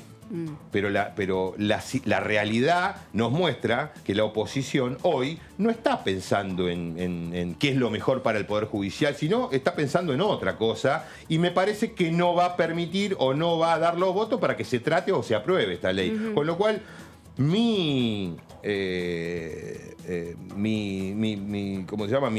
aventuro a decir que a los 120 días del fallo no va a haber ni ley, ni va a haber Consejo de la Magistratura conformado por nuevos miembros, con abogados y jueces y académicos que faltan, con lo cual a mediados de abril el Consejo de la Magistratura se va a paralizar. Eso es lo que yo estoy viendo. Y la Corte Suprema Claro. o el presidente de la Corte Suprema haciéndose cargo de la administración del Poder Judicial, Bueno, ¿no? también Ahí va a está ser la un cuestión, tema ese, claro. porque la Corte en su fallo dice, cuando esté conformado de acuerdo a lo que yo les estoy diciendo, es decir, de acuerdo al Consejo de 20, yo asumo la presidencia. Ahora, me parece que la Corte, si llega a abril, no puede asumir la administración del Consejo porque no va a ser parte del Consejo. Porque el Consejo no se integró de acuerdo a lo que ellos dijeron en el fallo, y por lo tanto ellos no tienen posibilidades objetivas de ser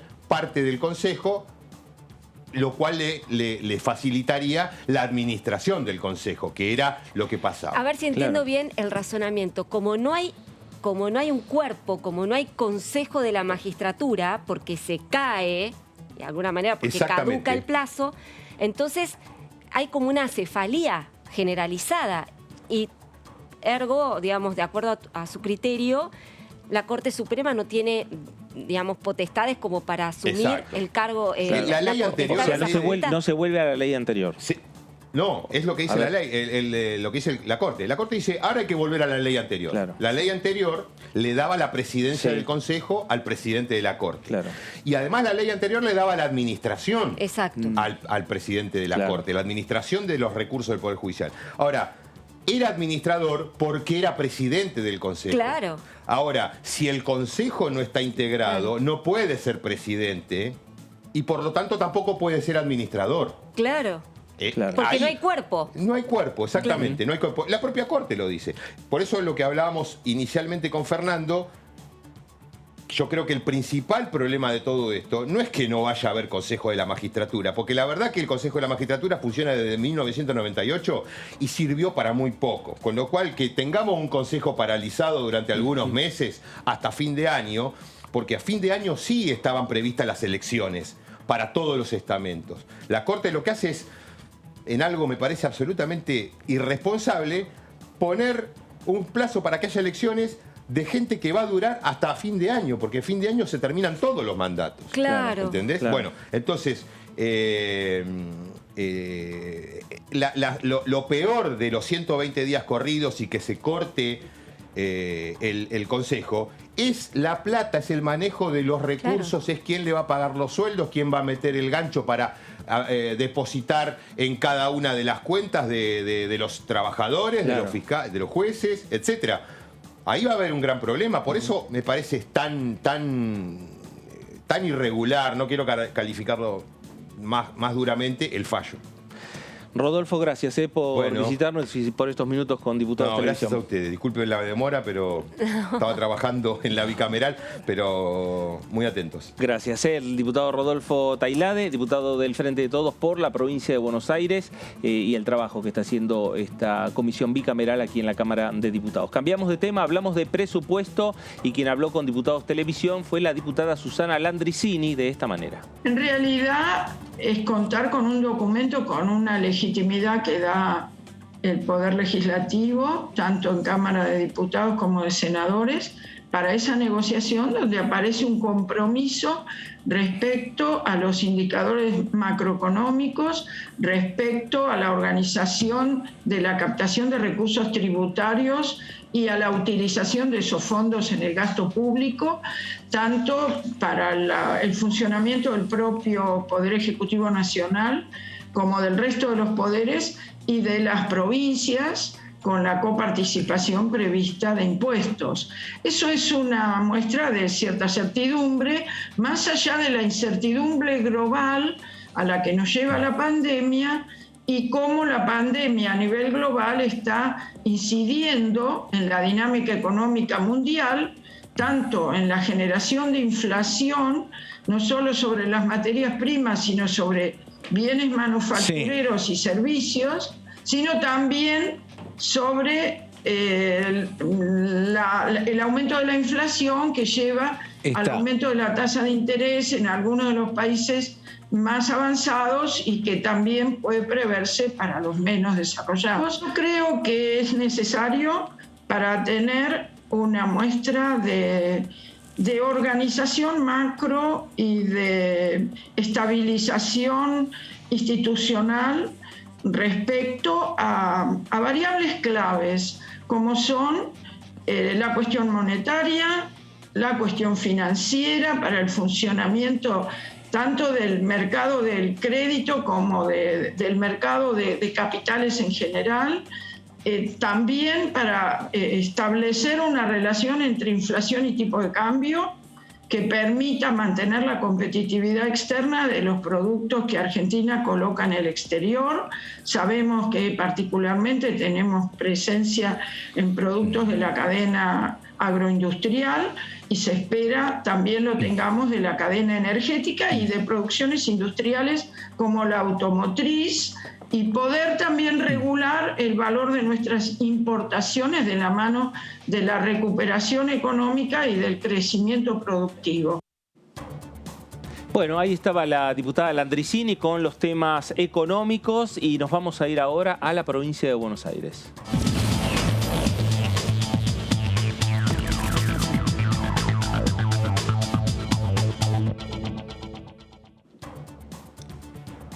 Diputado Alberto Acef, ¿cómo le va? Fernando Fraquelli saluda. ¿Qué tal? Buenas tardes, Fernando. Feliz año. Gracias, igualmente. Diputado, veníamos hablando con el diputado Rodolfo Tailade temas de debate en el Congreso de la Nación, como por ejemplo los temas judiciales.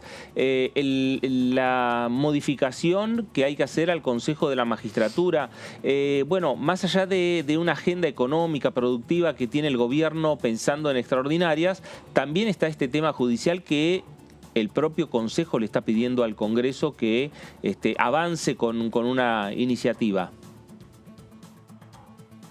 Sí, es una decisión que adoptó la Corte, como todos sabemos, y le ha emplazado por 120 días corridos a que se vuelva a la composición anterior, la de 2006, que amplía los estamentos de abogados y de académicos y genera un equilibrio más acorde con lo que establece la Constitución, que habla claramente de que el Consejo tiene que tener un equilibrio en su composición, de modo tal que lo político no prive o prime sobre lo académico y lo estrictamente técnico, entendiendo que eso no se cumplió con la reforma que se hizo promovida por Cristina Kirchner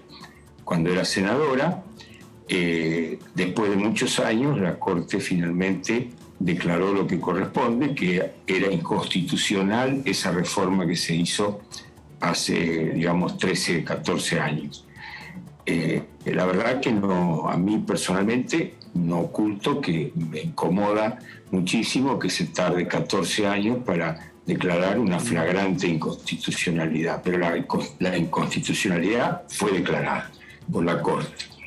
Ahora hay que proceder a elegir a los abogados, que, por ejemplo, a los letrados, que tienen que integrar el Consejo de acuerdo a la composición anterior a la ley que se ha declarado inconstitucional. Evidentemente, hay un problema, es cierto que, como decía Tailade, que va a regir esa elección hasta noviembre, cuando hay que renovar todo el Consejo. Pero no es la primera vez que se elige algún miembro de algún cuerpo por un periodo corto abreviado en razón de una emergencia, como es esta situación de una inconstitucionalidad que no es justamente una cuestión normal y rutinaria, sino excepcional. Es decir, estamos frente a una situación excepcional de una inconstitucionalidad que es excepcional y será excepcional entonces esta situación de elegir por un periodo breve a los que integrarán ese Consejo. El Consejo no es cierto que no sirva para nada. El Consejo es clave. Si el Consejo no funciona, como dijo Tailade, es porque entonces, como consecuencia, no ha funcionado ni va a funcionar la justicia. Es decir, la confesión de parte, relevo de prueba. La justicia es lamentablemente un poder que no está funcionando adecuadamente como espera, ansía, anhela y quiere la sociedad, y uno de los grandes responsables es precisamente el Consejo de la Magistratura, que no ha funcionado como lo ha reconocido, por ejemplo, el diputado colega oficialista, que además es especializado en esta cuestión. Ahí tienen la clave, la audiencia tiene la clave de por qué no funciona la justicia y por qué es importante que el Consejo de la Magistratura funcione para que funcione la justicia. Si él da por descontado de que no vamos a tener Consejo de la Magistratura hasta noviembre y que eso es irrelevante, en definitiva lo que está diciendo con un eufemismo, es que es irrelevante que la justicia funcione bien. Y para nosotros, para mí y para nosotros, en Frente Juntos por el Cambio, no solamente es relevante que la justicia funcione, sino que es otra de las claves de que la Argentina cambie de rumbo de pobreza a prosperidad. Si hay justicia independiente, imparcial, que dé seguridad jurídica, los ciudadanos van a ver satisfechas sus demandas, que pueden ser menores o minúsculas en la dimensión global de una nación, pero que son importantísimas para cada uno de los ciudadanos, sus familias, y además en el contexto general esa seguridad jurídica es la que favorece la inversión. Y yo siempre digo, no estoy hablando de la inversión de los extranjeros, sino que estoy hablando de la inversión de los argentinos. A la Argentina le bastaría con que inviertan los propios argentinos las capitales que tienen para poder llevar adelante un proyecto descomunalmente importante de desarrollo, donde relevantemente sea la actividad privada el actor central, sin necesidad de que venga un dólar del exterior. Por supuesto que van a venir los dólares del exterior que se van a asociar a un camino de prosperidad.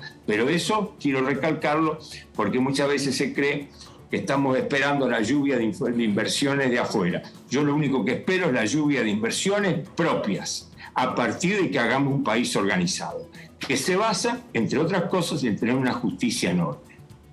¿Qué tal, diputado? Buenas tardes. Daniela Mosetic lo saluda.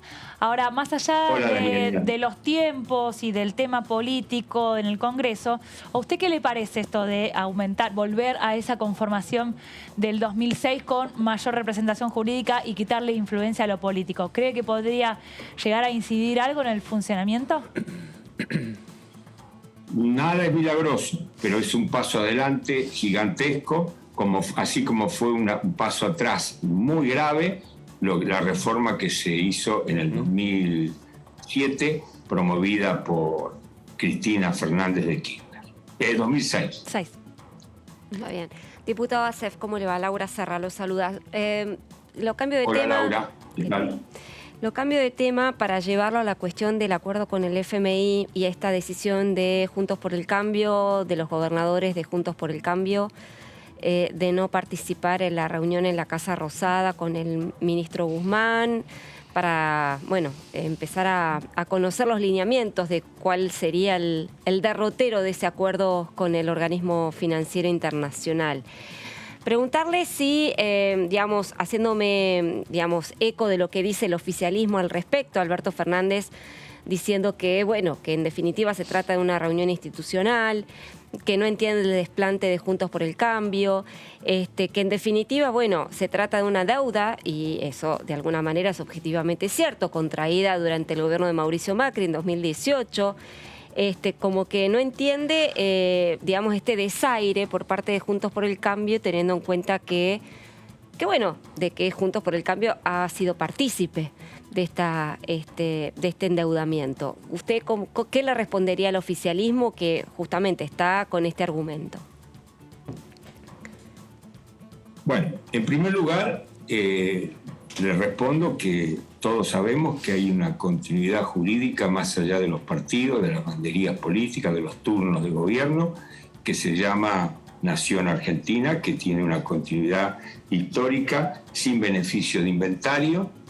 Se recibe cada turno, puede hacerse el libro negro o el libro blanco de la gestión precedente, pero eso es una cuestión, digamos, anecdótica. Lo importante es que la continuidad existe. Por lo tanto, no hay deuda de Macri, porque Macri puede decir que eso tiene que ver con una deuda de Cristina, Cristina tiene que decir, puede decir que eso tiene que ver con una deuda de Menem, y así podemos remontarnos a Rivadavia.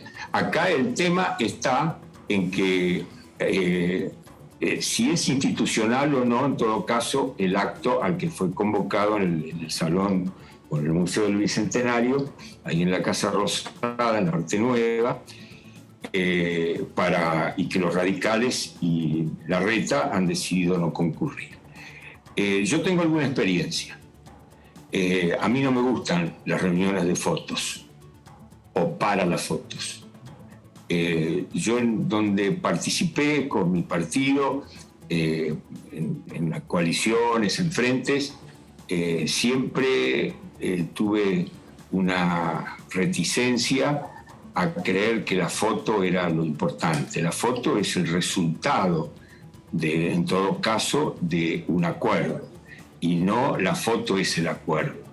Ahí me parece que está la gran distinción que hacer. ¿Cómo vamos a ir a una foto si no sabemos cuál es el acuerdo?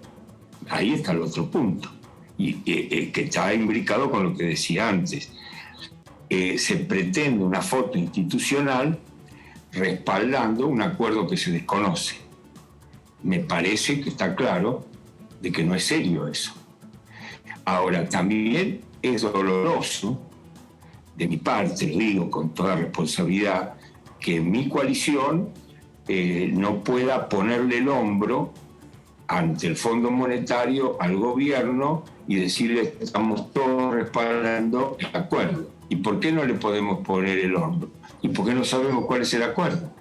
No podemos ponerle el hombro a un acuerdo que ignoramos su contenido, no solamente su contenido grueso, el detalle quiero decir, sino el grueso. No sabemos la base de ese acuerdo, no conocemos nada.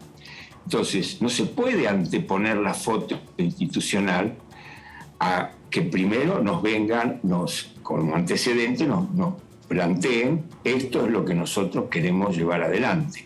Acordado esos lineamientos, viene la foto. Claro. Alberto, ¿usted coincide con lo que han señalado los gobernadores y el jefe de gobierno respecto a que el ámbito para discutir estos temas es el Congreso de la Nación? Y de ser así, ¿usted avisora una convocatoria por parte de el propio ministro para hablar sobre este tema con los líderes parlamentarios, con los referentes de cada uno de los bloques, de las bancadas políticas del Congreso? Sí, por supuesto que es el Congreso, lo dice la Constitución además, que arregla el Congreso, es el que arregla la deuda externa, lo dice la deuda de la nación, lo dice la Constitución desde 1853 con meridiana redacción y meridiana claridad. Lo sabemos muy bien. Lo que pasa es que no se cumple, se han delegado esas funciones.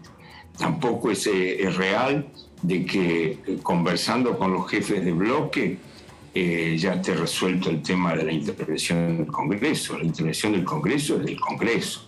Las conversaciones con los jefes de bloque son para acordar las condiciones de cómo se va a terminar aprobando el acuerdo en el Congreso, respaldándolo para que sea la nación entera la que respalda la propuesta que se le formule al Fondo Monetario o, digamos, eventualmente directamente que apruebe el acuerdo que se celebre, de modo tal de que se cumpla con una de las condiciones básicas para un buen acuerdo, que haya un acuerdo interno en la nación como un respaldo completo a esa concordancia a la que se llegue con el Fondo Monetario. Pero las reuniones con los jefes de bloques tienen que ser preliminares, tienen que ser para ir, digamos, desmenuzando los temas que después se le van a someter a las dos cámaras para que las dos cámaras lo aprueben. Y con ese respaldo, el acuerdo queda, digamos, aprobado como lo manda la Constitución y tiene todo el sustento que pide el propio Fondo Monetario para que justamente no haga después esos reproches internos que tanto mal nos hacen como país. Este es el acuerdo de Alberto Fernández, el acuerdo de Cristina, es el acuerdo de Macri. No, el acuerdo es de la nación. Eso por supuesto que yo soy partidario y lo digo con toda franqueza. Diputado, ¿qué temas cree que son urgentes, prioritarios para tratar en extraordinarias? En realidad se trata ahora de extraordinarias como un continuado del trabajo del año, pero bueno, en rigor esta convocatoria sería para temas urgentes o muy importantes. Para usted, ¿qué es lo que no puede faltar en esta posible convocatoria presidencial? Es buena la pregunta, porque acá hay un tema, y el tema es el presupuesto. El presupuesto fue rechazado. Cuando se rechaza un presupuesto, lo que correspondería, sobre todo cuando no ha pasado más que 4 o 5 días, hoy son 4 días del nuevo año, hay tiempo para que en extraordinarias tratemos un lineamiento de gastos y de ingresos que sea más realista conforme la verdad de lo que pasa en la economía argentina. Y ahí es donde tenemos que hacer un esmerado esfuerzo para que se baje el gasto de despilfarro, el gasto de derroche, el sobregasto, el gasto de arrastre, que son partidas que siempre se van metiendo en el presupuesto porque vienen de años atrás, se la indexa por inflación y muchas veces son partidas que no responden a ninguna necesidad. Hay sobreabundancia en el organigrama del Estado Nacional, por ejemplo, sobreabundancia de organismos que se sobreponen. Podría eso hacerse un esfuerzo veloz de 30 días en el Ministerio de Economía, con todos los ministerios trabajando, diría hasta destajo, para achicar el gasto. Y entonces le da una perspectiva de que se pueden bajar impuestos. Y ese doble juego de bajar el gasto y bajar los impuestos permite alentar la inversión, da una certeza, un camino de certeza al país y pueden cambiar positivamente las expectativas. Y eso también ayuda al acuerdo con el Fondo Monetario, porque antes que el Fondo Monetario nos imponga un acuerdo de ajuste, nosotros mismos estamos reajustando las cosas porque nos damos cuenta que hay que hacerlo, no porque lo imponga el fondo, sino porque lo impone la realidad. Entonces, ahí me parece que ese es el prioritario tema. Un nuevo presupuesto que tiene que mandar Guzmán y que lo debemos tratar en extraordinarias antes de que se inicien las ordinarias del 1 de marzo. Esto es para tratarlo, digamos, 15, 20 de febrero, pero habría que estar trabajando ahora en enero, en ese sentido. Y otro tema que no es menor, pero que yo lo digo porque me llega mucho a mi correo, a mi despacho, me llega la inquietud, es el tema de los alquileres, porque la construcción y el movimiento inmobiliario tiene mucho que ver con la activación de la economía. Mueve mucha actividad, mueve muchos gremios, mucho trabajo, moviliza muchos recursos. Entonces, hay que volver al Código Civil y derogar la ley de alquileres vigente, que ha fracasado porque perjudica por igual, milagrosamente, es el milagro negativo, el milagro que nadie querría que se produjera. Perjudicó a propietarios y a inquilinos a la vez. Entonces, eso es otra prioridad. Y después, bueno, si hay un contexto de salud económica, salud financiera, como digo, con el tema del presupuesto, después hay que ver la letra fina de cómo ayudamos a las pymes, con un estatuto para las pymes que sea especial, que sea para promoverlas, la descentralización de la actividad mediante una desgravación concéntrica progresiva a medida que se aleja del obelisco, de modo tal de favorecer que se creen las pymes en Trenquelauquen y no en el Gran Buenos Aires, aunque ya a esta altura no se crea ninguna, ni en Trenquelauquen ni en el Gran Buenos Aires. Pero justamente desconcentrar es también desconcentrar este aglomerado metropolitano que nos está trayendo muchos dolores de cabeza, más de los que pensamos, en materia de seguridad, en materia de estrés social, en materia de hacinamiento, en materia de falta de infraestructura, etcétera, que en cambio desconcentrada la población, que es una de los grandes objetivos postergados de la Argentina, que casi no se habla, salvo el otro día cuando Esteban Bullrich lo trajo a colación con el tema de la provincia de Buenos Aires, prácticamente no se habla y es uno de los temas más vitales para la Argentina. Desconcentrar la Argentina. Concentrada se achica, desconcentrada se despliega. No son palabras, son conceptos que tienen que ser reflexionados seriamente, porque la Argentina lo necesita esto. Claro. Alberto, gracias por estos minutos para con Diputados Televisión. Gracias a usted, Fernando, y a Laura y a Mónica. Y a Daniela. Daniela. Perdón, y a Daniela. Gracias, gracias, Alberto. Gracias. Alberto Acef, diputado nacional, integrante de Interbloque de Juntos por el Cambio. Los temas a discutir en extraordinarias. Todos estamos también viendo cuáles son y presuponemos cuáles son los que va a enviar el Poder Ejecutivo. Todos dicen que lo que les gustaría. Claro. Bueno, ahí después el que define y el que pone la firma es el presidente de la Nación. Sí, ¿no? Después ven, bueno, vinieron estos, estos no vinieron también, claro, como decíamos, del año pasado. A ver cuál es, creo que va a haber un paquete o algo consensuado como para que, bueno, que sepa el Poder Ejecutivo que tiene posibilidades de salir. Si claro, no, como decíamos recién, si no, a partir del 1 de marzo el trabajo más con tiempo, con más trabajo de comisiones, ahora lo urgente. Claro, y después, si es necesario, el gobierno puede ampliar ese temario de sesiones. Sí, pero quedando solo un mes es muy difícil. Es difícil. No, y sí.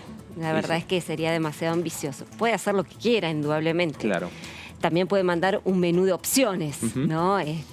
Mandar una agenda muy larga y, bueno, que el Congreso defina qué iniciativas priorizar.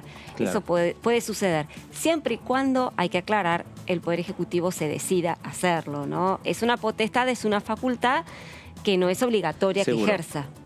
Laura, gracias. Un placer. Dani, gracias. Nos vemos, hasta luego. Y con usted también, agradecerle. Esto fue la segunda edición por aquí, por Diputados Televisión. Nos reencontramos. Gracias.